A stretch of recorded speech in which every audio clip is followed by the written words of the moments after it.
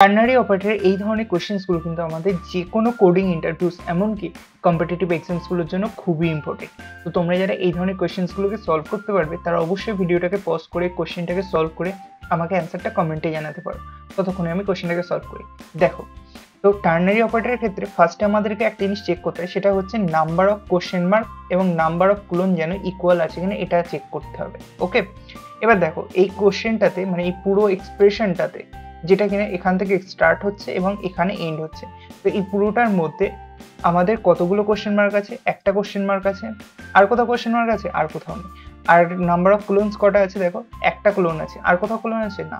তাহলে number of question mark এবং number of clone এই এক্সপ্রেশনটার ক্ষেত্রে কিন্তু ইকুয়াল আছে, তাহলে এক্ষেত্রে কোনো এরর আপাতত আসার কোনো চান্স নেই। এবার দেখি, এইবার এই কোশ্চেন মার্কের বাঁদিকের যে পোর্শনটা সেই পুরোটা হচ্ছে আমাদের ফার্স্ট এক্সপ্রেশন, যেটাকে আমরা E1 নাম দিচ্ছি। আর সেকেন্ড এক্সপ্রেশন হচ্ছে কোশ্চেন মার্কের পর থেকে ক্লোনের আগে পর্যন্ত, কোশ্চেন মার্কের পর থেকে ক্লোনের আগে পর্যন্ত, মানে এইটা হচ্ছে আমাদের এক্সপ্রেশন 2। ওকে, এই পুরোটা হচ্ছে আমাদের এক্সপ্রেশন 2। আর থার্ড এক্সপ্রেশন হচ্ছে আমাদের ক্লোনের পরের অংশটুকু, ঠিক আছে?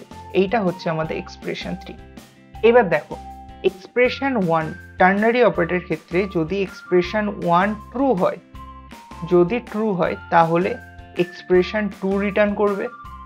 যদি এক্সপ্রেশন 1 ট্রু হয় তাহলে এক্সপ্রেশন 2 রিটার্ন করবে।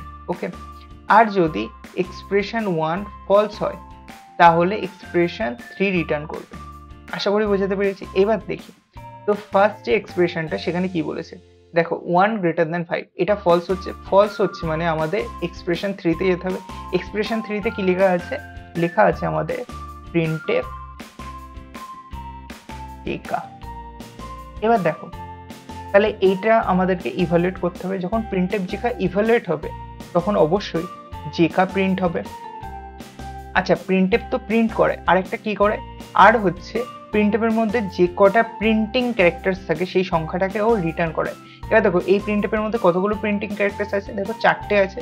তো এ হচ্ছে 4 ভ্যালুটা রিটার্ন করবে এবং এই 4 কিসের মধ্যে স্টোর হবে? আমাদের এর মধ্যে স্টোর হবে।